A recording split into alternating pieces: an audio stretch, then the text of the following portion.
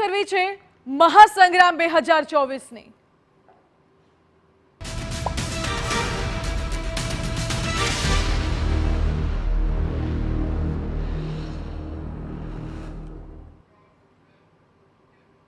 છઠ્ઠા તબક્કામાં 8 રાજ્યોની 58 બેઠકો પર મતદાન આજે થઈ રહ્યું છે।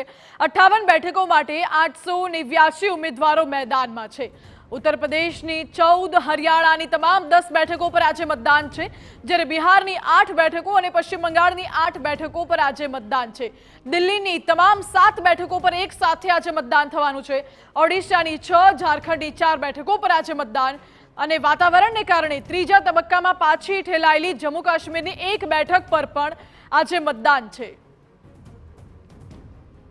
દેશમાં લોકસભાની ચૂંટણીનું છઠ્ઠા તબક્કાનું મતદાન, જ્યાં 8 રાજ્યોની કેટલીક બેઠકો ઉપર આજે મતદાન થઈ રહ્યું છે અને સવાલ અનેક ઉઠી રહ્યા છે, શું ઇન્ડિયા ગઠબંધન કરશે કમાલ કે 400 પાર પર ખીલશે કમળ?